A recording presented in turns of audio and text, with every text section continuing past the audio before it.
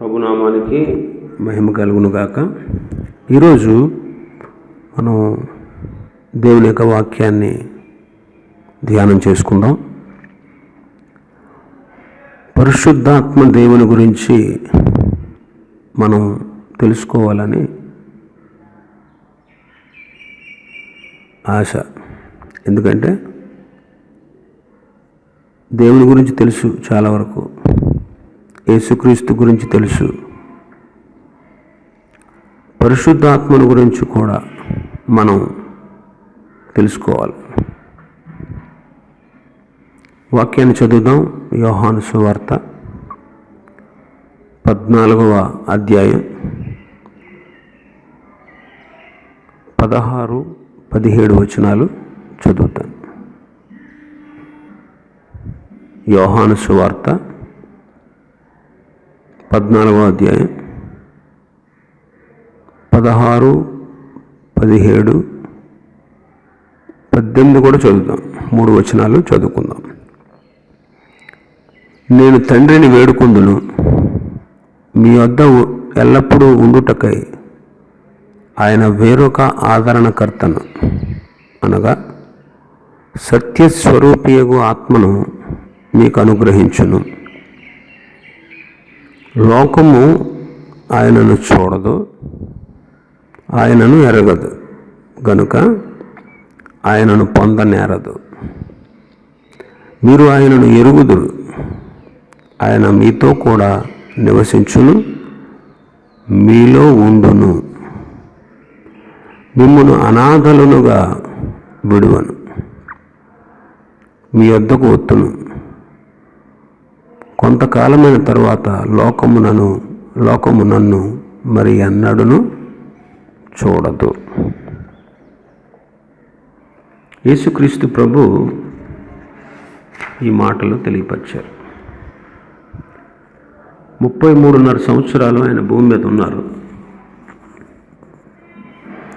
33.5 సంవత్సరాల్లో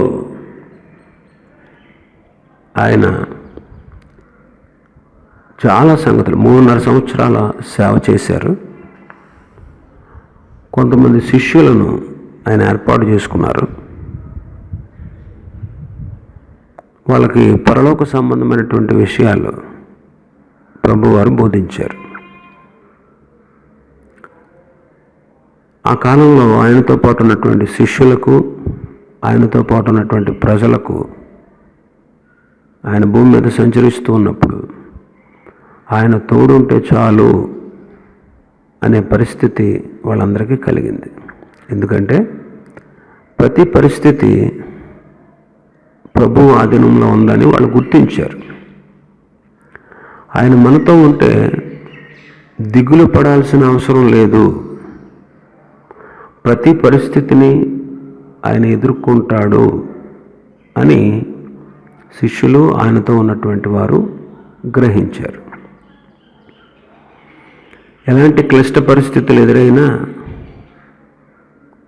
ఆయన చూసుకుంటాడు,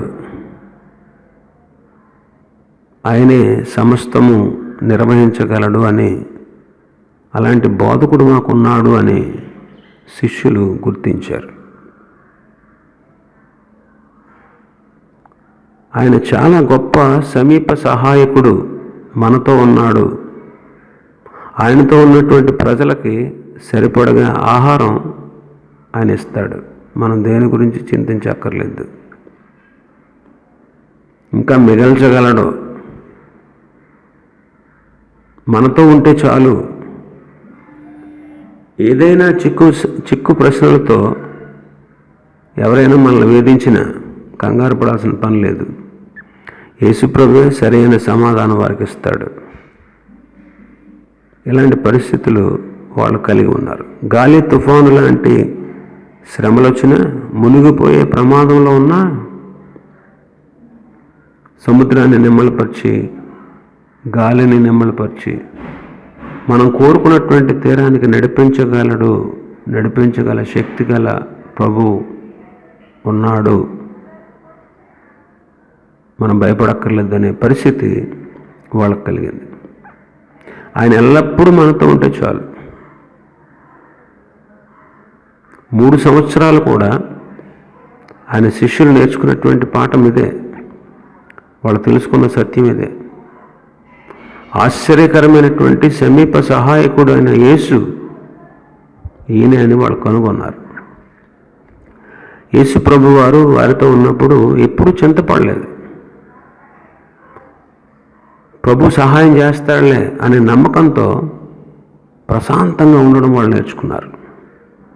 అయితే యోహాను సువార్త 14వ అధ్యాయంలోకి వచ్చేటప్పటికి ఆయన శిలువ మరణానికి వెళుతున్నానని శిష్యులతో స్పష్టంగా చెప్పారు. సంపూర్ణంగా వాళ్ళు అర్థం చేసుకోలేకపోయారు, కానీ ఆయన శిలువ మరణానికి వెళుతున్నాడు, ఇంకా ఆయన వాళ్ళతో ఉండడు అనేటువంటి మాటకి శిష్యులు కలవరపడిపోయారు. ఆయన వెళ్ళిపోవడం వాళ్ళకి ఇష్టం లేదు. అలా వెళ్ళిపోతాను అని చెప్పినందుకు వాళ్ళ భయాందోళనతో వాళ్ళ హృదయాలన్నీ నిండిపోయినాయి. అందుకే యేసుక్రీస్తు ప్రభు వారు చెప్పారు, ఏమని చెప్పారు? మీ హృదయమును కలవరపడనీయకుడి అని. మీ హృదయములను కలవరపడనీయకండి.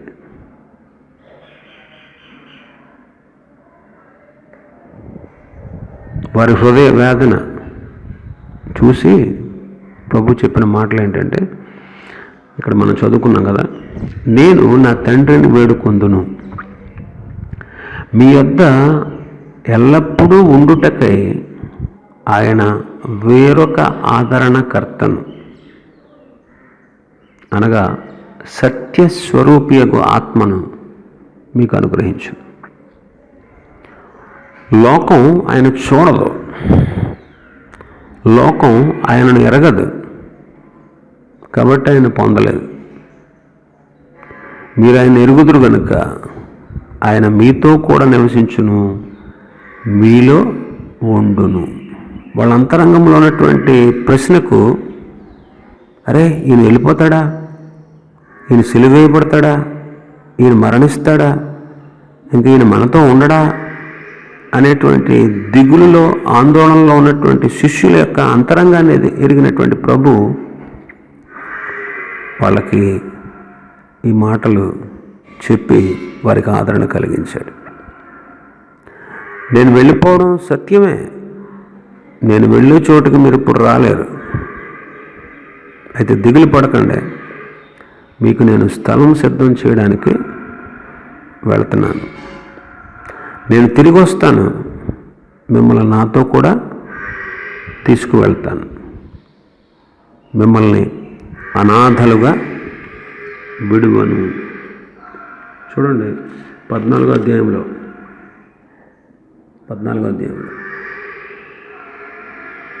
మొదటి నుంచి చూస్తే, మీ హృదయములను కలవరపడనీయకండి, దేవుని నుండి విశ్వాసం ఉంచుచున్నారు, నా యందు విశ్వాసం ఉంచుడి. నా తండ్రి ఇంట అనేక నివాస స్థలాలు ఉన్నాయి, లేని ఎడల మీతో చెప్తాను, మీకు స్థలం సిద్ధపరచు వెళ్తున్నాను. నేను వెళ్ళి మీకు స్థలం సిద్ధపరిచిన ఎడల నేను ఉండే స్థలంలో మీరు ఉండలాగా మరలా వచ్చి నా యొద్ద నుండుటకు మిమ్మల్ని తీసుకొని పోతాను. అప్పుడు నేను వెళ్ళుచున్న మార్గం మీకు తెలుస్తుంది అన్నాడు. కాబట్టి కలవరంతో ఉన్నటువంటి శిష్యులకు ఈ మాటలు తెలియజేశాయి. ఏ సహాయం లేకుండా మిమ్మల్ని విడిచిపెట్టను, మీకు సహాయకుణ్ణి ఇమ్మని నేను తండ్రిని అడుగుతాను, మిమ్మల్ని ఎడబాయను, మిమ్మల్ని అనాథలుగా విడవను. యోహాను 14:18 మాట ఉంది, మిమ్మల్ని అనాథలుగా విడవను, మిమ్మల్ని అనాథలుగా విడవను.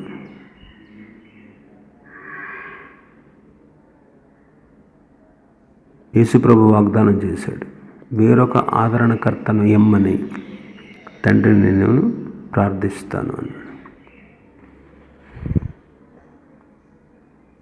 గ్రీకు భాషలో ఆదరణకర్త అనే పదానికి పారాక్లెటస్ అనే పదం వాడారు. పారా అనగా తోడుగా, క్లెటస్ అంటే పిలువబడిన అనే అర్థం సూచిస్తుంది. కాబట్టి యేసు ప్రభు తన బిడ్డలకు తోడుగా సహాయం చేయడానికి వేరొక సహాయకుని పంపమని అడుగుతానని యేసుక్రీస్తు ప్రభు వారు వివరించారు.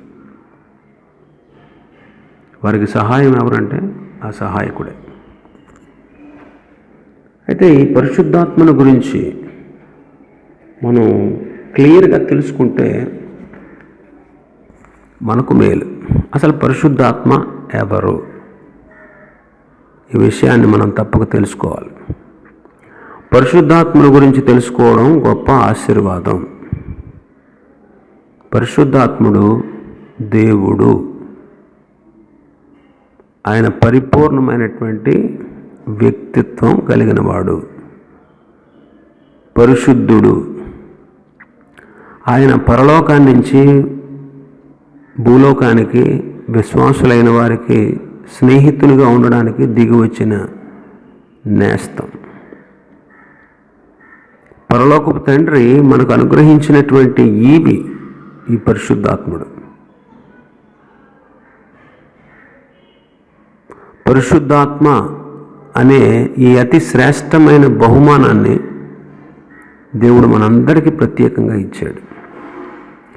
ఈయన మన సొంతం. మనకి ఇవ్వబడినటువంటి పరిశుద్ధాత్మని ప్రభు తిరిగి తీసుకోడు. మన కోసం, మన ఆధ్యాత్మిక శ్రేయస్సు కోసం ఆయన మనకు ప్రసాదించబడ్డాడు. పరిశుద్ధాత్ముడు ఎప్పుడు నీతో ఉంటాడు, నిత్యము నీతో జీవిస్తాడు, నీతో కలిసి ప్రార్థిస్తాడు. ఇంకా చెప్పాలంటే ఆయన నీ కోసమే ప్రత్యేకంగా పంపబడిన దైవిక వ్యక్తి. ఇది ఎంత గొప్ప భాగ్యమో చూడండి. పరిశుద్ధాత్మ వ్యక్తి. అందుకే మనం చదువుకున్నాం కదా, యోహాను సువార్త 14:16-17. మీ యొద్ద ఎల్లప్పుడూ ఉండుటకై ఆయన వేరొక ఆదరణకర్తను అనగా సత్యస్వరూపియగు ఆత్మను మీకు అనుగ్రహించును. లోకం ఆయన చూడదు, ఆయన ఎరగదు, కనుక ఆయనను పొందలేదు. మీకు తెలుసు, మీరు ఆయన ఎరుగుదురు. ఆయన మీతో కూడా నివసించును, మీలో ఉండును. ఈ లేఖన భాగంలో ఆయన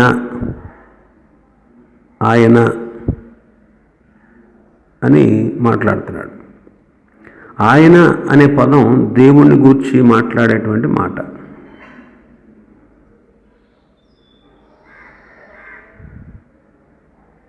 యెహోవా దేవుణ్ణి ఆయన అని సంబోధిస్తాం మనం. యేసుక్రీస్తును కూడా ఆయన అని సంబోధిస్తాం. పరిశుద్ధాత్మను కూడా ఆయనే, ఆమె కాదు.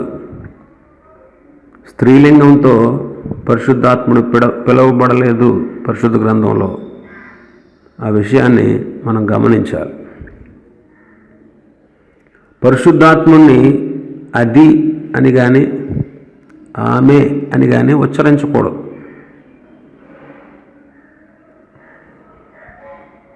యోహాను సువార్త 16:13.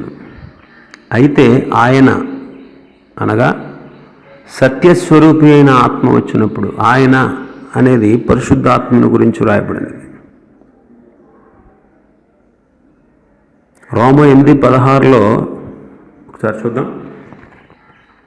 రోమ 8:16 రోమిలకు రాసిన పత్రిక 8వ అధ్యాయం 16వ వచనంలో, మనము దేవుని పిల్లలమని ఆత్మ తానే మన ఆత్మతో కూడా సాక్ష్యమిచ్చుచున్నాడు.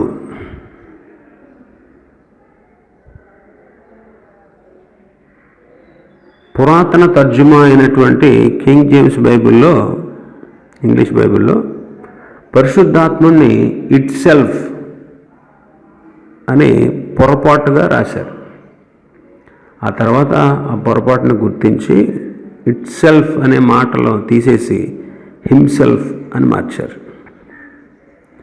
కాబట్టి క్రియలను బట్టి పరిశుద్ధాత్మ ఒక వ్యక్తి అని మనం చెప్పగలం. గమనించాలి, ఆయన వ్యక్తి, శక్తి కాదు. శక్తి అన్నామంటే త్రిత్వానికి భంగం కలుగుద్ది. తండ్రి, కుమార, పరిశుద్ధాత్మ ముగ్గురిని కలిపి త్రిత్వం అంటారు. పరిశుద్ధాత్మని కూడా వ్యక్తిగానే మనం గుర్తించాలి, శక్తి కాదు. శక్తి అయితే శక్తిని మనం వాడుకుంటాం, వ్యక్తి అయితే ఆయన వాడుకుంటాడు మనం. కాబట్టి పరిశుద్ధాత్ముడు ఒక వ్యక్తి అనడానికి పరిశుద్ధ గ్రంథంలో చాలా రుజువులు ఉన్నాయి. అవేంటో చూద్దాం. యోహాను సువార్త 14:26. యోహాను సువార్త 14:26. ఆదరణకర్త అనగా తండ్రి నా నామమున పంపబోవు పరిశుద్ధాత్మ సమస్తమును మీకు బోధించి నేను మీతో చెప్పిన సంగతులన్నిటినీ మీకు జ్ఞాపకము చేయును. ఇక్కడ అంటున్నాడు కదా, తండ్రి నా నామమున పంపబోవు పరిశుద్ధాత్మ సమస్తమును మీకు బోధించి నేను మీతో చెప్పిన సంగతులన్నీ మీకు జ్ఞాపకము చేయును. ఇక్కడ పరిశుద్ధాత్ముడు బోధిస్తాడు అని చదువుతున్నాం మనం. ఏం చేస్తాడంటే ఆయన బోధిస్తాడు. ఇప్పుడు చెప్పండి, వ్యక్తి అయితేనే బోధిస్తాడు కదా, శక్తి అయితే బోధిస్తుందా? ఇప్పుడు కరెంటు వైరు దగ్గరికి వెళ్ళి దాన్ని పట్టుకోబోయారు మీరు, అందులో శక్తి ఉంది, పవర్ ఉంది. అది హై దగ్గరికి రాకు, నన్ను ముట్టుకోకు, నాలో శక్తి ఉంది, నేను చంపేస్తానని చెప్పుద్దా? చెప్పరండి. కాబట్టి పరిశుద్ధాత్ముడు శక్తి కాదు, వ్యక్తి. ఆయన వ్యక్తి అనడానికి రుజువు ఏంటంటే ఆయన బోధిస్తాడు, ఆయన బోధిస్తాడు. 2 యోహాను సువార్త 15:26. యోహాను సువార్త 15:26. తండ్రి యొద్ద నుండి మీ యొద్దకు నేను పంపబోవు ఆదరణకర్త అనగా తండ్రి యొద్ద నుండి బయలుదేరు సత్యస్వరూపైన ఆత్మ వచ్చినప్పుడు ఆయన నన్ను గూర్చి సాక్ష్యమిచ్చును. ఇక్కడ పరిశుద్ధాత్ముడు చేసే పని ఏంటంటే సాక్ష్యమిస్తాడు, సాక్ష్యమిస్తాడు. ఆయన సాక్ష్యమిచ్చే దేవుడు. యేసుక్రీస్తు ప్రభును గూర్చి సాక్ష్యమిస్తాడు. కాబట్టి పరిశుద్ధాత్ముడు సాక్ష్యమిస్తాడు, సాక్ష్యమిస్తాడు. ఇప్పుడు ఎవరి దగ్గర మీటింగ్ పెట్టామనుకోండి, ఆ ఇంట్లో ఉన్న వ్యక్తులను పిలిచి ఏమంటాం? సాక్ష్యం చెప్పండి అన్నమాట. చెప్పరండి. పోనీ ఆ ఇంట్లో వాళ్ళు చెప్పలేదనుకో, వాళ్ళ బంధువులు, వాళ్ళ స్నేహితులు, వాళ్ళని చెప్పమంటాం సాక్ష్యం. అంతేగాని వాళ్ళ ఇంట్లో ఉండే మంచాన్ని, ఆ ఇంటిని సాక్ష్యం చెప్పమంటామా? ఆయన శక్తి కాదు, వ్యక్తి. వ్యక్తి అనడానికి రుజువు ఏంటంటే సాక్ష్యం ఇస్తాడు. ఇప్పుడు కోర్టులో ముద్దాయి తరపున సాక్షులుగా ఎవరిని నియమిస్తారు? మనుషుల్నే కదా. అంతేగాని కోడినో కుక్కనో పిల్లినో లేకపోతే నిర్జీవ వస్తువులను సాక్షులుగా తీసుకెళ్తారా? పరిశుద్ధాత్ముడు యేసుక్రీస్తు ప్రభు గురించి సాక్ష్యం ఇస్తాడు. ఆ సాక్ష్యాన్ని నమ్మే యేసు ప్రభు దేవుడు, రక్షకుడు, పాప పరిహారకుడని మనం నమ్మి వినుట వలన విశ్వాసం కలిగి, అది క్రీస్తుని గూర్చిన మాట వలన కలిగి మనం ఒప్పింపబడ్డాం పరిశుద్ధాత్ముని ద్వారా. ఆయన సాక్ష్యం ఇచ్చాడు. ఆయన నీ కోసం చనిపోయాడు, నీ కోసం సిలువలో మరణించాడు, నీతిగా బ్రతికాడు, ఆయన ఎన్నో కార్యాలు చేశాడు, అద్భుతాలు చేశాడు. ఇవన్నీ కూడా పరిశుద్ధాత్ముడు తన వాక్యంలో రాయించినటువంటి మాటలు, సాక్ష్యాలు. ఇవన్నీ పరిశుద్ధాత్ముని సాక్ష్యాలు. కాబట్టి ఆయన సాక్ష్యం ఇచ్చేవాడు. శక్తి అయితే సాక్ష్యం ఇవ్వలేదు, వ్యక్తి కనుక సాక్ష్యం ఇచ్చేవాడు. ఇంకా మనం చూస్తే 16వ అధ్యాయం 13వ వచనం. అయితే ఆయన అనగా సత్యస్వరూపైన ఆత్మ వచ్చినప్పుడు మిమ్మును సర్వసత్యములోనికి నడిపించును. ఈ మాటలో పరిశుద్ధాత్ముడు ఏం చేస్తాడంట? నడిపిస్తాడు. తన పిల్లల్ని నడిపించేవాడు పరిశుద్ధాత్ముడే. పరిశుద్ధాత్ముడు పాత నిబంధనలో కూడా ఉన్నాడు, కానీ ఆయన పేరు చెప్పుకోవడానికి ఇష్టపడలేదు. రహస్యంగా ఉన్నాడు, రహస్యంగా. అబ్రహాము ఎలియాజరును పంపించాడు, తన కుమారుడికి భార్యను వెతికి తీసుకురావాలని తన బంధువులింటికి పంపించాడు. ఎలియాజరుకి అబ్రహాం బంధువులు ఎవరో తెలియదు. ఎందుకంటే అబ్రహాము వచ్చేసేటప్పుడు ఎప్పుడో వచ్చేసాడు. వాళ్ళు ఎక్కడ ఉంటారో ఏంటో ఎలా ఉంటారో చాలా సంవత్సరాలు అయిపోయింది కదా. ఎన్ని సంవత్సరాలు అయిపోయింది? 75 సంవత్సరాలు అప్పుడు కదా పిలిచింది. పెళ్ళిడికి వచ్చింది, ఆ ఇస్సాకు పుట్టింది 100వ సంవత్సరంలో అబ్రహాముకి. పెళ్ళిడికి వచ్చింది 25 ఏళ్ళు పైబడి 40 సంవత్సరాలు కదా పెళ్ళిడప్పుడు. 40 years అంటే 40, ఇదొక 25 అంటే 65 సంవత్సరాల తర్వాత ఎవరెవరు ఎలా ఉంటారో తెలియదు కదా. ఎలియాజరును పంపించాడు. అతడు దమస్కు పట్టణ వాసి, దమస్కుకు చెందినవాడు.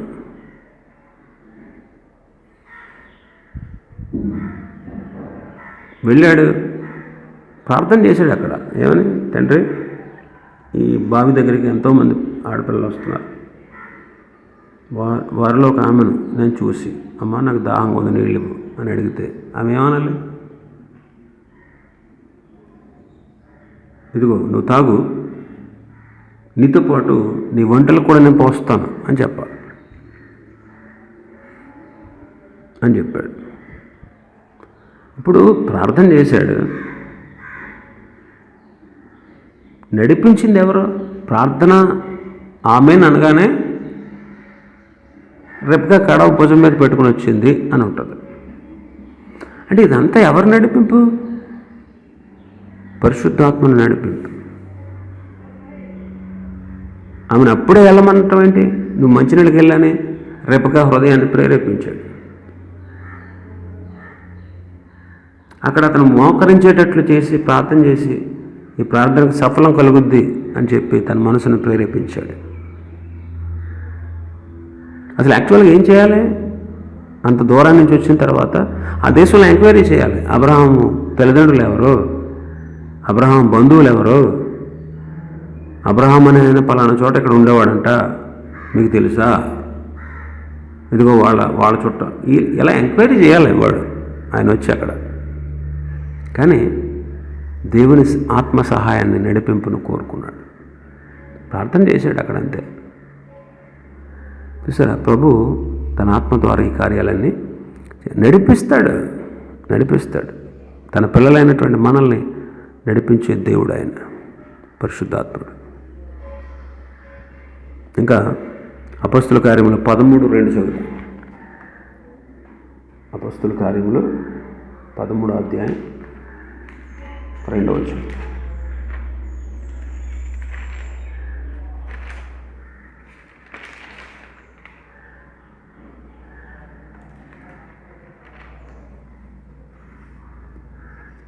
అపొస్తలుల కార్యములు 13వ అధ్యాయం 2వ వచనం. వారు ప్రభువును సేవించుచు ఉపవాసము చేయుచుండగా పరిశుద్ధాత్మ, నేను బర్నబాను సౌలును పిలిచిన పని కొరకు వారిని నాకు ప్రత్యేకపరచుడని వారితో చెప్పాను.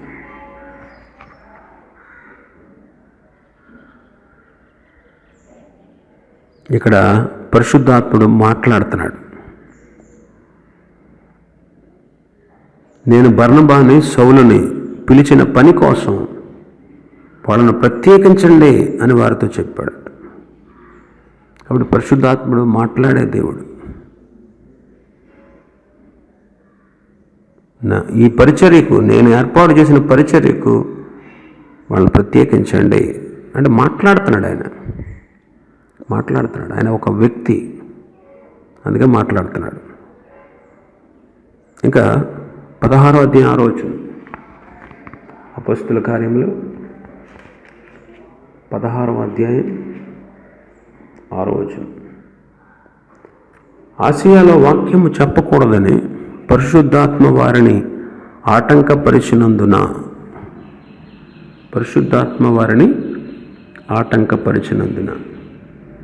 అంటే పరిశుద్ధాత్ముడు ఆటంకపరిచేవాడు అని అనడం కంటే ఆజ్ఞాపించినందున అని చెప్పుకుంటే బాగుంటుంది. ఇంగ్లీష్లో అలాగే ఉంది. ఇక్కడ కన్నా అక్కడ ఎక్కువ అవసరంగా ఉందని దీని భావం. కాబట్టి గమనించండి, ఆయన మనకు ఆజ్ఞాపించగలడు. పరిశుద్ధాత్మ, హీ కమాండ్స్, ఆజ్ఞాపించేవాడు. ఇంకా 20వ అధ్యాయం అపొస్తలుల కార్యములు 20వ అధ్యాయం 28వ వచనం చదువుతాం. 20వ అధ్యాయం 28వ వచనం.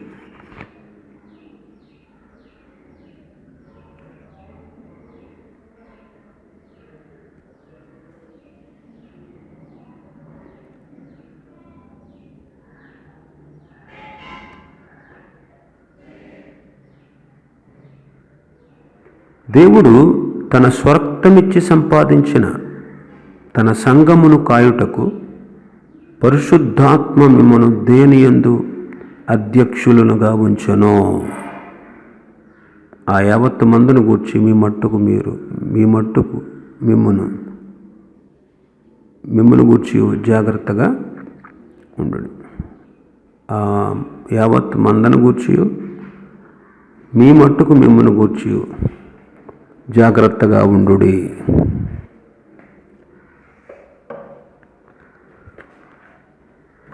కాబట్టి గమనించండి, పరిశుద్ధాత్ముడు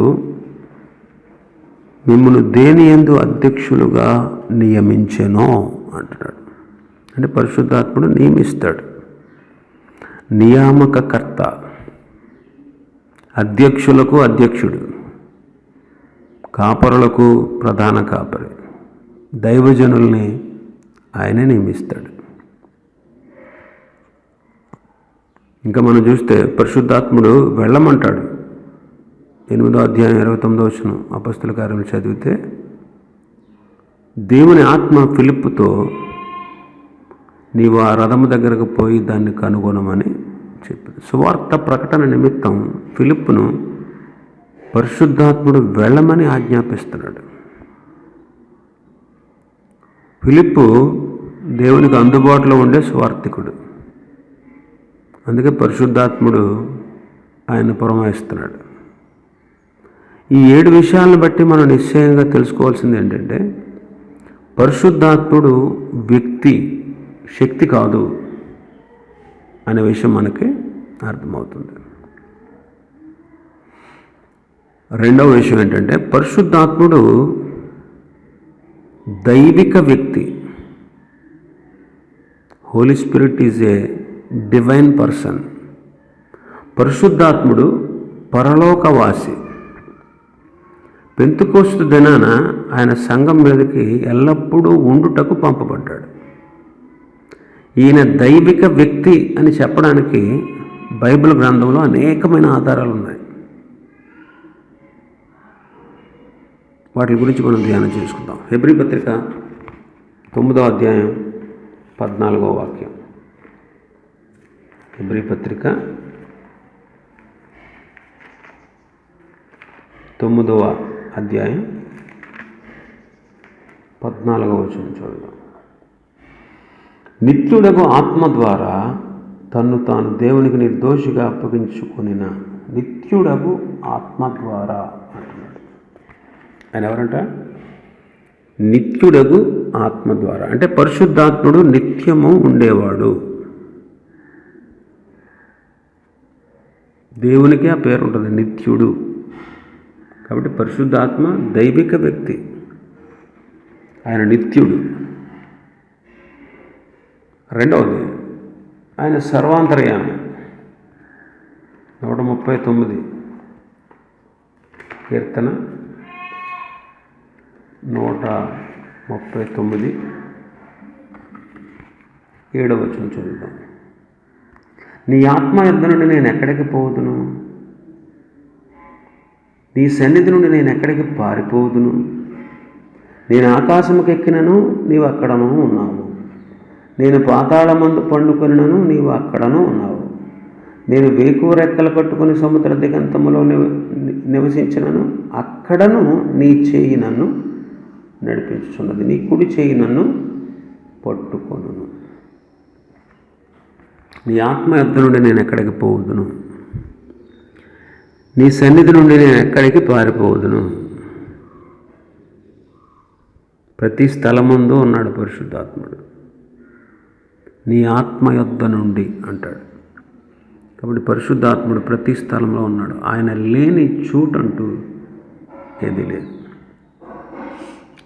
మూడవది, ఆయన దేవుడు. He is God. అపొస్తలుల కార్యములు 5వ అధ్యాయం. అపొస్తలుల కార్యములు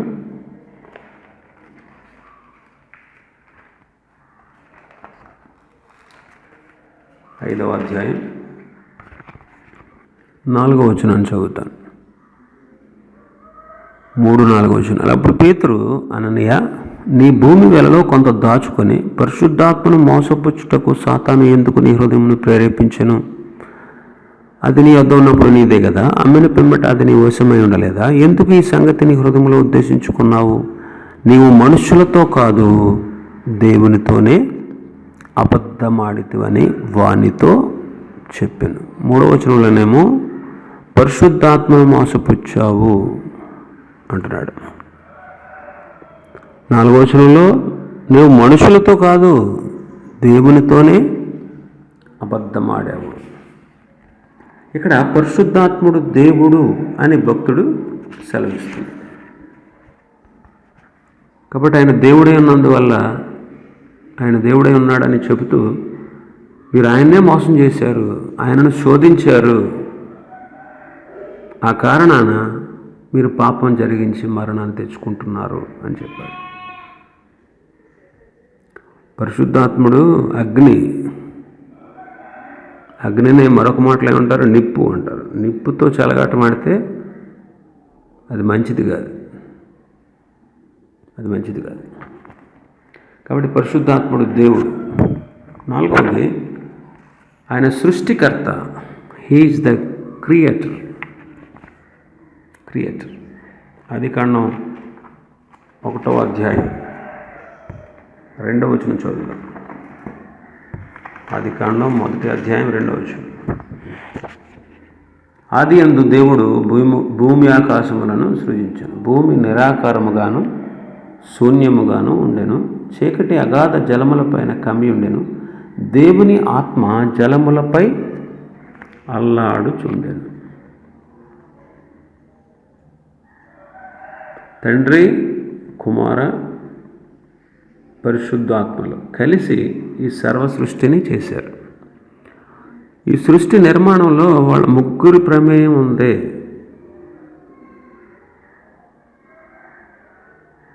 ఇక్కడ ఆత్మ జలములపై అల్లాడుచుండెను అంటే పొదికి ఉంది. అల్లాడుచుండెననే మాట మరొక మూల భాషలో మనం చూస్తే పొదికి ఉంది అనేటువంటి భావం. ఆత్మను గురించి బైబిల్లో మొట్టమొదటిసారిగా ఇక్కడే మనం చూడగలం.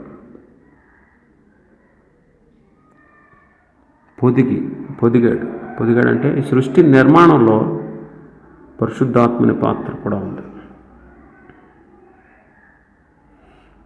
పరిశుద్ధాత్ముడు చిన్న దేవుడా?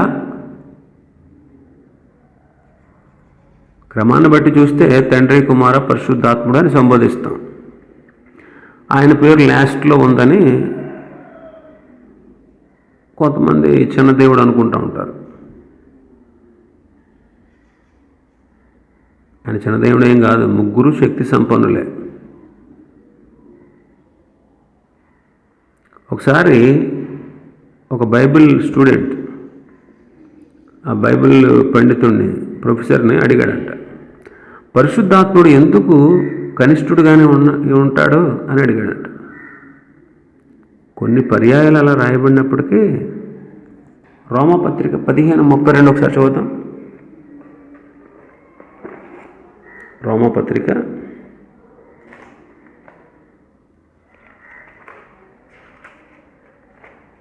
15వ అధ్యాయం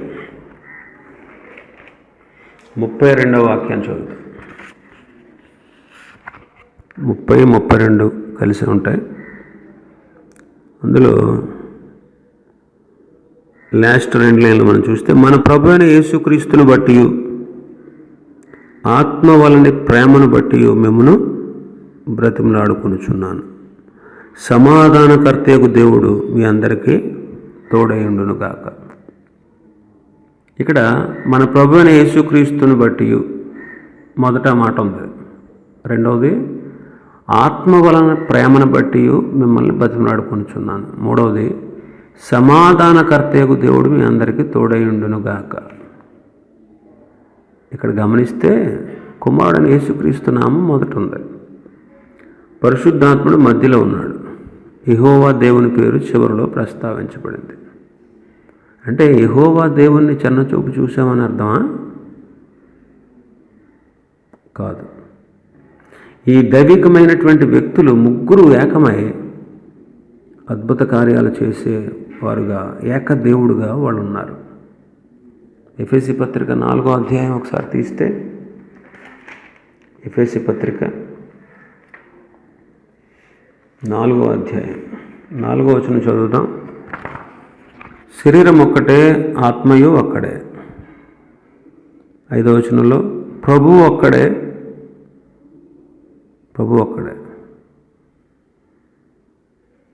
6వ వచనంలో అందరికీ తండ్రి అయిన దేవుడు ఒక్కడే. మొదటిగా పరిశుద్ధాత్ముడు, రెండవదిగా ప్రభు కుమారుడైన యేసు, మూడవదిగా తండ్రి అయిన యెహోవా. మనం బాగా గమనిస్తే అన్ని పర్యాయాలు, అన్ని చోట్ల రాయబడినటువంటి విషయాల్లో అన్నిసార్లు కూడా ఒకేలా లేదు. వీరి స్థానాలు మారుతూ వచ్చాయి.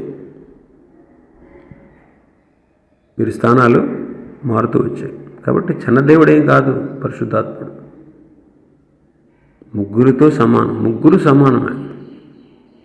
ముగ్గురు కలిసి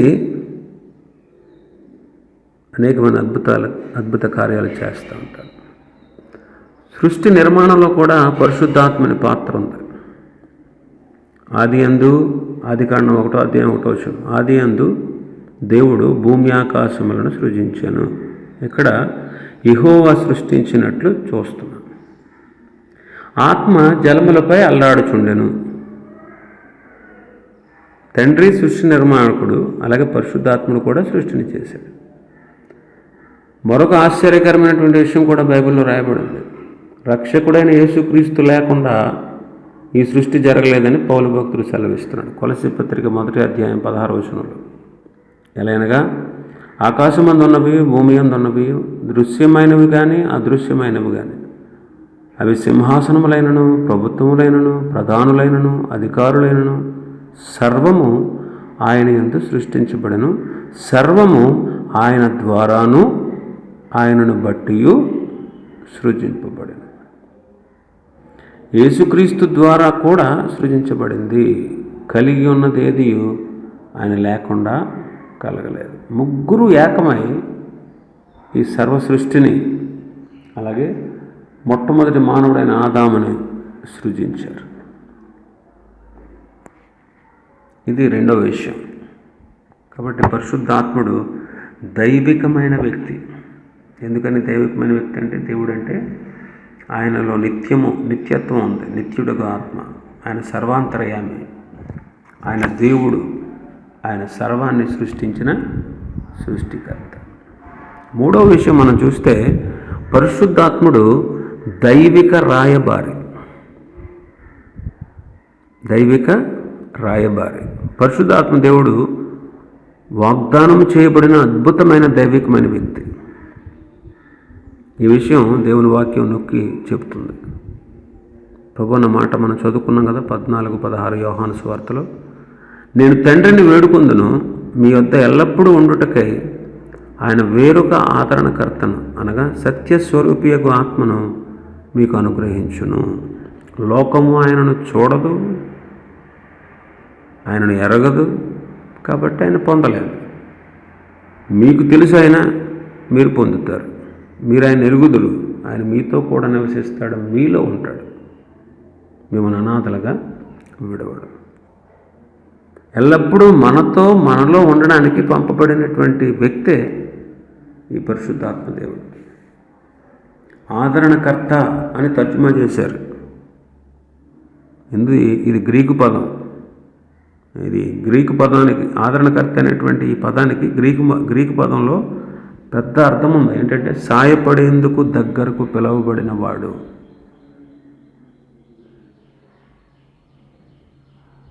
సాయపడేందుకు దగ్గరికి పిలువబడినవాడు.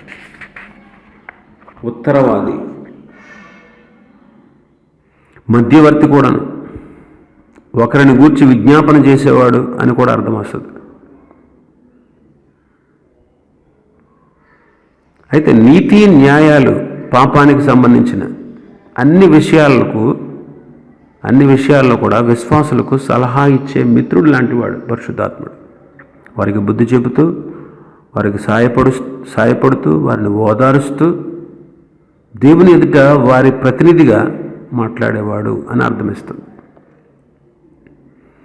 మరో మాటలో చెప్పాలంటే ఆయన మనకు అడ్వకేట్ అన్నమాట. కనుక వేరొక ఆదరణకర్త అన్నాడు. మొదటి ఆదరణకర్త ఏమో యేసు ప్రభు వాగ్దానం చేస్తున్న వేరొక ఆదరణకర్త ఎవరంటే పరిశుద్ధాత్ముడే. విశ్వాసులకు దివ్య స్నేహితుడు అనమాట. విశ్వాసులతో ఎప్పుడు ఉంటాడు, వారిని ఎప్పుడూ విడిచిపెట్టిపోడు, ఎప్పుడు చేయి విడిచిపెట్టడు. దేవుని ఆత్మ శాశ్వతమైన ఆత్మ, సృజించబడిన ఆత్మ. యేసుక్రీస్తును అంగీకరించిన వారిలో మాత్రమే నివసించేందుకు దివి నుంచి భూమికి దిగి వచ్చినటువంటి ఆత్మ, వాగ్దాన ఆత్మ. అపొస్తలుల కార్యములు 1వ అధ్యాయం 8వ వచనం చదువుదాం. అపొస్తలుల కార్యములు 1వ అధ్యాయం 8వ వచనం. అయినను పరిశుద్ధాత్మ మీ మీదకి వచ్చినప్పుడు మీరు శక్తిని అందుదురు గనుక మీరు యెరూషలేములోను యూదయ సమరయ దేశంలో ఎందంతటను భూదిగంతముల వరకు నాకు సాక్షులైందని వారితో చెప్పారు. పరిశుద్ధాత్మ మీ మీదకు వచ్చినప్పుడు అంటాడు. కాబట్టి ఇప్పటివరకు మనం అనేటువంటి విషయాలు ఏంటంటే, పరిశుద్ధాత్ముడు ఒక శక్తి కాదు, వ్యక్తి అనడానికి రుజువులేంటి? ఆయన బోధిస్తాడు, ఆయన సాక్ష్యం ఇస్తాడు, ఆయన నడిపిస్తాడు, ఆయన మాట్లాడతాడు, ఆయన ఆజ్ఞాపిస్తాడు, ఆయన నియమిస్తాడు, ఆయన లీడ్ చేస్తాడు. అంటే వెళ్ళమంటాడు, ఆగమంటాడు, అది లీడ్ చేయడం. రెండోది, పరిశుద్ధాత్ముడు దైవికమైన వ్యక్తి.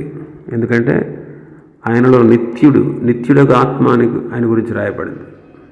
ఆయన సర్వాంతర్యామి, ఆయన దేవుడు, ఆయన సృష్టిని సృష్టించిన సృష్టికర్త.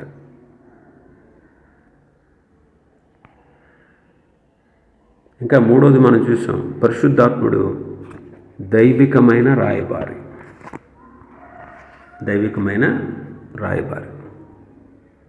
కాబట్టి తండ్రి, కుమార, పరిశుద్ధాత్మ త్రియేక దేవుడు మనందరికీ పరిచయం. వీళ్ళని త్రిత్వము అని పిలుస్తాం. త్రిత్వంలో ముగ్గురు వ్యక్తులు ఉన్నప్పటికీ ఆయన ఒకే దేవుడు అని మనం విశ్వసించాలి.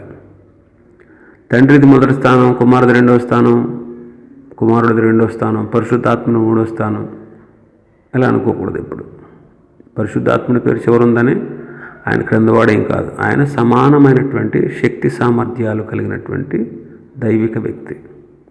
ఈ ముగ్గురు కూడా సృష్టి ఆరంభం నుంచి పనిచేస్తూనే ఉన్నారు. ఈ ముగ్గురు కూడా వ్యక్తులే ఉన్నారు. ఒకవేళ పరిశుద్ధాత్మ శక్తి అని మనం భావిస్తే ఆయన త్రిత్వంలో ఒక వ్యక్తిగా మనం ఎప్పుడు చూడలేం. పాత నిబంధనలో ఆయన మనకు శక్తిలా కనిపించినప్పటికీ ఆయన వ్యక్తే. ఆయన పరమ పురుషుడు. పరిశుద్ధాత్మను గురించి బైబిల్లో రాయబడిన ప్రతిసారి ఇంగ్లీష్ బైబిల్లో హీ అని సంబోధించారు. షీ అనలే, ఆమె అని కానీ అది అని కానీ అనపడలేదు, మనం అనకూడదు. మన ప్రియ ప్రభువు కూడా పరిశుద్ధాత్మను గురించి మాట్లాడిన ప్రతిసారి గౌరవనీయమైనటువంటి పదజాలంతో ఆయనను అని సంబోధించాడు. ఒక దైవిక వ్యక్తికి ఇవ్వవలసినటువంటి గౌరవాన్ని యేసుక్రీస్తు వారు పరిశుద్ధాత్మకు ఇచ్చారు. పురుష సర్వనామాన్ని ఉపయోగించాడు. అందుకే ఆయన వచ్చి 16వ అధ్యాయం యోహాను సువార్త 16:8 ఆయన వచ్చి పాపమును గూర్చి, తీర్పును గూర్చి, లోకమును ఒప్పుకొనొచ్చేయను. పతనమైపోయినటువంటి పాపులతో నిండి ఉన్నటువంటి ఈ లోకంలో పరిశుద్ధాత్మ జరిగించే ప్రత్యేక పరిచర్యను గూర్చి యేసుక్రీస్తు ప్రభువారు వివరించారు. లోకం ఆయన చూడదు, ఆయన ఎరగదు, ఆయన పొందనేరదు. కాబట్టి పరిశుద్ధాత్మను గురించి పుంలింగాన్నే సర్వనామంగా యేసుక్రీస్తు ప్రభువారు వినియోగించారు. పరిశుద్ధాత్ముడు మిక్కిలి గౌరవనీయమైన వ్యక్తి. ఆయన పరలోకవాసి. పరిశుద్ధత ఆయన స్వభావం. ఇంకా చెప్పాలంటే అననీయ సప్పిరాలు పరిశుద్ధాత్మని మోసపుచ్చారని ఉంది. దేవునితోనే అబద్ధమాడారు మీరు అన్నట్లు ఉంది.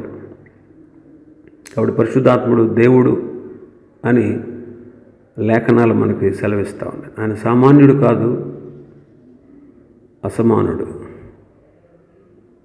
ఇప్పుడు పరిశుద్ధాత్మ పరిచర్యల గురించి మనం తెలుసుకుందాం. రోమాపత్రిక 8వ అధ్యాయంలో ఈ పరిశుద్ధాత్మని పనిని గురించి వివరంగా రాయబడి ఉంది. ఈ అధ్యాయంలో కీలకమైనటువంటి పదం ఏంటంటే తెలుసా? ఆత్మ. ఈ అధ్యాయంలో ఆత్మ అనే మాట ఇంచుమించుగా 20 సార్లు ఉంది. రోమాపత్రిక 8వ అధ్యాయం తీసిపెట్టండి బైబిల్. ఆయన చేసేటువంటి పరిచర్యలు ఏంటో తెలుసుకుందాం. మొదటిది 2వ వచనం, 8వ అధ్యాయం 2వ వచనం. క్రీస్తు యేసునందు జీవం ఇచ్చు ఆత్మ యొక్క నియమము పాప మరణముల నియమము నుండి నన్ను విడిపించెను. ఇక్కడ మొదటిది ఏంటంటే, మొదటి మాట క్రీస్తు యేసునందు జీవమునిచ్చు ఆత్మ యొక్క నియమము పాప మరణముల నియమము నుండి నన్ను విడిపించును. ఇక్కడ విడిపించును అనే మాట చూస్తున్నాం. వ్యక్తి అయితేనే విడిపించగలడు, ఆయన వ్యక్తి కాకపోతే విడిపించలేడు. విడిపించగల ఆత్మ పరిశుద్ధాత్మ. మనం శరీరాన్ని బట్టి, మన స్వభావాన్ని బట్టి పాపానికి బానిసలుగా అమ్ముడైపోయిన వాళ్ళు. పాప మరణాల నియమం కన్నా కూడా ఉన్నతమైన, ఉత్తమమైన, బలమైన నియమం ఉంది. అదేంటంటే జీవమునిచ్చే ఆత్మ నియమం. విశ్వాసంలో నివసించే ఆత్మ వారు తమ సొంతంగా ఎన్నటికీ చేయలేని దాన్ని చేయగలిగేలాగా వారిని చేస్తాడు. ఇక్కడ విశ్వాసుల శరీరాల్లో నివసించేందుకు దేవుడు తన ఆత్మను ఇచ్చాడన్న అద్భుత సత్యాన్ని పౌలు గారు గట్టిగా నొక్కి చెప్తున్నాడు. ఆయన అనగా సత్యస్వరూపి అయిన ఆత్మ వచ్చినప్పుడు మిమ్మల్ని సర్వసత్యంలోకి నడిపించును. కాబట్టి పరిశుద్ధాత్మని పరిచర్యలో ఒక పరిచర్య ఏంటంటే ఆయన విడిపించేవాడు. పాప మరణముల నియమము నుండి మనల్ని విడిపించేవాడు. 8వ అధ్యాయం 9వ వచనం చదువుదాం. 2వ మాట, దేవుని ఆత్మ మీలో నివసించి ఉన్నాడలా మీరు ఆత్మ స్వభావము గలవారే గాని శరీర స్వభావము కలవారు కారు. ఏమంటున్నాడు ఇక్కడ? మీలో నివసించి ఉన్న ఎడల, దేవుని ఆత్మ మీలో నివసించి ఉన్న ఎడల మీరు ఆత్మ స్వభావం కలవారే కానీ శరీర స్వభావం కలవారు కారు. కాబట్టి ఈ మాట ద్వారా పరిశుద్ధాత్మని పరిచర్య ఏంటంటే ఆయన విశ్వాసుల్లో నివసిస్తున్నాడు. ఇక్కడ 2 విషయాలు ఉన్నాయి. ఆత్మ స్వభావం గలవారు, శరీర స్వభావం గలవారు. ఈ 2 వర్గాల వారిని మనం గమనిస్తున్నాం. పౌలు వర్ణించినటువంటి 2 రకాల మనుషులు వేరువేరు ప్రపంచాల్లో ఉంటారు. దేవుని ఆత్మకు చెందిన వారులేమో దాని ప్రకారం జీవిస్తారు. అంతేకాకుండా వారు పాపాన్ని, తమ భ్రష్ట స్వభావాన్ని విడిచిపెట్టేస్తారు. వారు దేవుని ఆత్మకు చెందిన వాళ్ళు కాబట్టి, ఆయన వారిలో నివసిస్తున్నాడు కాబట్టి. 2వ ప్రజలు ఎవరంటే శరీర స్వభావం గలవాడు. శరీర స్వభావం గలవారు శరీర కార్యాలు చేస్తూ నాశనానికి నడిపించబడతారు.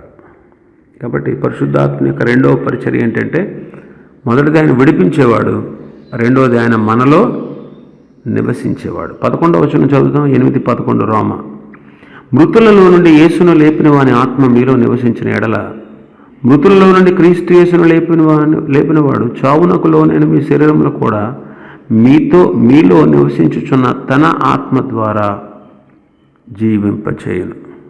మృతులలో నుండి యేసును లేపిన వాని ఆత్మ మీలో నివసించిన ఎడల, మృతులలో నుండి క్రీస్తును లేపినవాడు చావునకు లోనైన మీ శరీరాలను కూడా మీలో నివసించుచున్న తన ఆత్మ ద్వారా జీవింపచేయును. ఇక్కడ ఆత్మ దేవుని గురించి స్పష్టమైనటువంటి విషయం ఇక్కడ ప్రస్తావించబడింది. మృతులలో నుండి యేసును లేపిన ఆత్మ చావునకు లోనైన మీ శరీరాలను కూడా జీవింపచేయును అని దేవుని వాక్యం సెలవిస్తుంది. మనది చావుకొట్టు శరీరం. అలాంటి శరీరాల్ని పరిశుద్ధాత్ముడు జీవింపచేయగల ఆత్మయై ఉన్నాడు. కాబట్టి పరిశుద్ధాత్మని 3వ పరిచర్య ఏంటంటే జీవింపచేయగలడు మనల్ని. 4వది 14వ వచనం, దేవుని చేత ఎందరూ నడిపించబడుదురో వారందరూ దేవుని కుమారులయుందురు. ఇక్కడ 4వది నడిపించేవాడు. దేవుని ఆత్మచేత నడిపించబడడం గొప్ప ఆశీర్వాదం. అలాంటి వాళ్ళే దేవునికి కుమారులై ఉంటారు. దేవుని ఆత్మ దారి చూపిస్తూ ఉండగా వాళ్ళు ఆత్మ దేవుణ్ణి అనుసరిస్తారు. దేవుని ఆత్మ ఎప్పుడు కూడా విశ్వాసుల్ని స్వార్థం నుంచి, పాపం నుంచి దూరంగా నడిపిస్తాడు. ఇలాంటి అనుభవం లేని వ్యక్తి నిజంగా పశ్చాత్తాపం, నమ్మకం, విశ్వాసం వాడికి లేదన్నమాట. ఆధ్యాత్మిక జీవితంలో మనం అందరం కూడా చిన్న బిడ్డలం. మనం ఎలా నడవాలో మనకు తెలియదు, ఎలా ప్రవర్తించాలో మనకు తెలియదు, ఎలా జీవించాలో తెలియదు. కానీ పరిశుద్ధాత్ముడు మనల్ని నడిపించేవాడు. ఇంకా మనం 16వ వచనం చదివితే, మనము దేవుని పిల్లలమనే ఆత్మ తానే మన ఆత్మతో కూడా సాక్ష్యమిచ్చుచున్నాడు. మనము దేవుని పిల్లలమని ఆత్మ తానే మన ఆత్మతో కూడా సాక్ష్యం ఇచ్చుచున్నాడు. సాక్ష్యం ఇచ్చున్నాడు. పరిశుద్ధాత్ముడు వ్యక్తి కాకపోతే ఎలాగ సాక్ష్యం ఇస్తాడు? మనం దేవుని పిల్లలమని సాక్ష్యం చెప్తాడు. మనం దేవుని పిల్లలమే, దేవునికి వారసులం అనే విషయాన్ని పరిశుద్ధాత్ముడు మనతో సాక్ష్యం ఇస్తాడు. క్రీస్తుతో కూడా మహిమ పొందుటకు, ఆయనతో పాటు సింహాసనం అందు కూర్చుంటుటకు మనం ఆయనతోటి వారసులం. కాబట్టి మన ఆత్మతో పరిశుద్ధాత్ముడు సాక్ష్యం ఇస్తాడు. కొన్నిసార్లు డౌట్ వస్తుంది చాలామందికి, నేను దేవుణ్ణి బిడ్డనైనా, దేవుడు నన్ను ప్రేమిస్తాడా, దేవుడు నన్ను క్షమిస్తాడా, దేవుడు నన్ను వాడుకుంటాడా, నేను దేవుని సేవకునేనా, నన్ను దేవుడికి, ఇలాంటివి చాలా ఉంటాయి.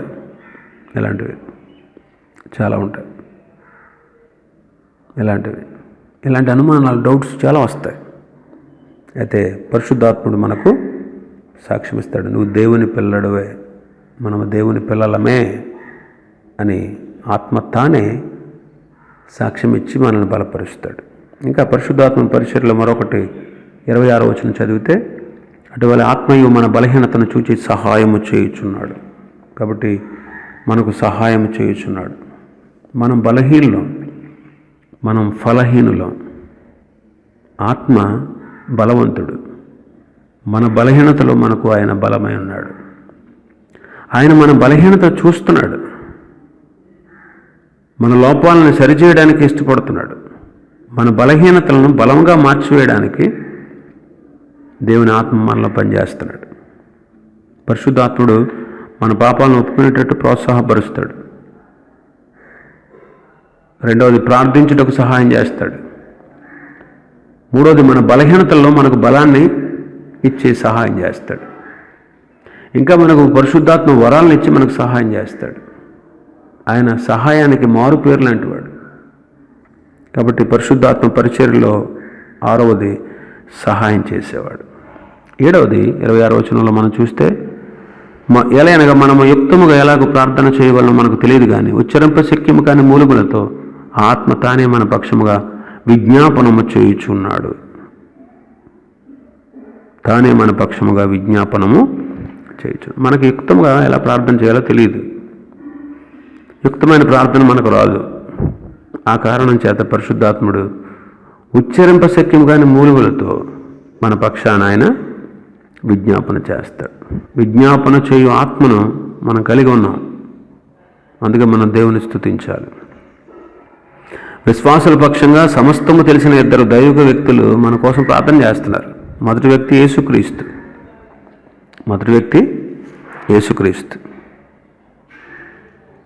34వ వచనం చదివితే రోమా 8:34, శిక్ష విధించేవాడెవడు? చనిపోయిన క్రీస్తు యేసే.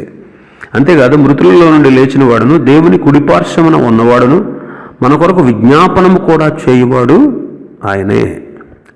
మొదటి వ్యక్తి యేసుక్రీస్తు. విశ్వాసుల పక్షంగా వాళ్ళ గురించి పూర్తిగా తెలిసిన వాళ్ళు తండ్రి సన్నిధిలో ప్రార్థన చేస్తున్న వ్యక్తులు ఇద్దరు, ఒకళ్ళు యేసుక్రీస్తు, రెండవది పరిశుద్ధాత్ముడు. 26వ వచనంలో. కాబట్టి కుమారుడు పరిశుద్ధాత్ముడు ఎల్లప్పుడూ దేవుని సంకల్ప ప్రకారమే ప్రార్థిస్తూ ఉంటారు. అందువల్ల పరమ తండ్రి వాళ్ళ ప్రార్థనలు ఎప్పుడూ వింటాడు. లోకాన్ని, శరీరాన్ని, సాతాన్ను జయించేందుకు ఈ 3 దైవికమైన వ్యక్తులు మనకు సహాయం చేస్తూ ఉంటారు. వాళ్ళు పనిచేస్తూ ఉంటారు. పరిశుద్ధాత్మ మూలుగులతో మన నిమిత్తం ప్రార్థిస్తున్నాడు. రోమపత్రిక 8వ అధ్యాయంలో 3 మూలుగులు ఉన్నాయి. ఒకటి సృష్టి మూలుగు. 22వ వచనం చూస్తే, సృష్టి యావత్తు ఇదివరకు ఏకగ్రహంగా మూలుగుచు అంటాడు. 8:23లో. అంతేకాదు ఆత్మ యొక్క ప్రథమ ఫలం పొందిన మనము కూడా పుత్రత్వం కొరకు, అనగా మన దేహం యొక్క విమోచన కొరకు కనిపెట్టుచు మన దేహం యొక్క విమోచన కొరకు కనిపెడుతూ మనం మూలుగుతున్నాం. 8:26లో పరిశుద్ధాత్ముడు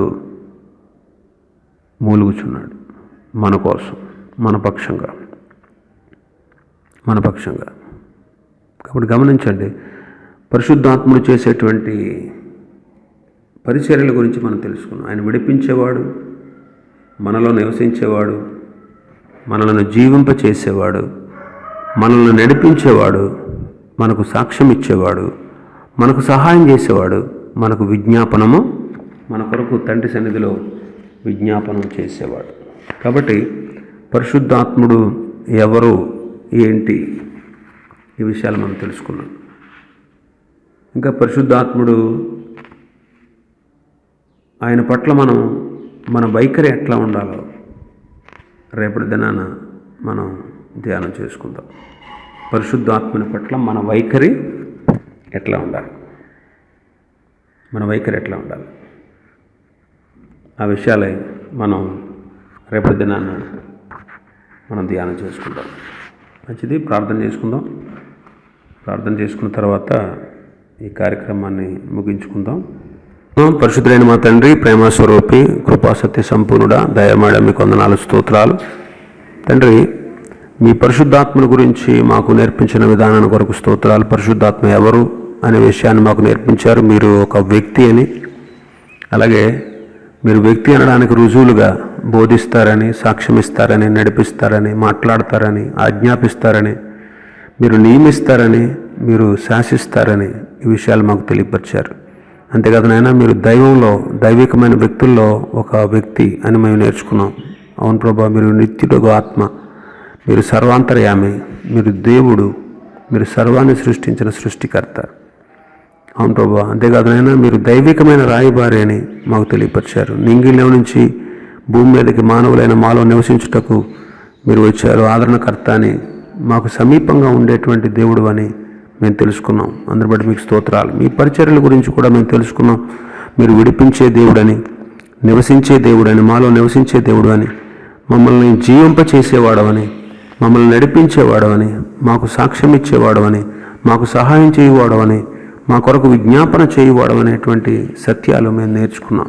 అవును ప్రభా, మీ పరిశుద్ధాత్మను గూర్చి మాకు స్పష్టమైన అవగాహన మాకు దయచేయండి. మీ కృపకు మమ్మల్ని పాత్రులుగా చేయమని విన్న వాక్యం మీ బిడ్డల హృదయాలను ఫలింపచేసి, మీరు దైవికమైన వ్యక్తి అని, శక్తి కాదు అని, మరి తండ్రి మీరు మమ్మల్ని నిలబెట్టి నడిపించి వాడుకుని సహాయం చేసే దేవుడు అని మేము గ్రహించుకొని, మీలో మీరు మాతో ఐక్యతగా కలిసి జీవించుటకు, మీ యొక్క ఆత్మ ఆధీనంలో మేము జీవించుటకు సహాయం చేయమని అతి శీఘ్రంగా రానన్న రక్షకుడు యేసుక్రీస్తు ప్రభువారి శ్రేష్ఠ నామములో ప్రార్థించి బ్రతిమలాడి వేడుకుంటున్నాం పరమ తండ్రి.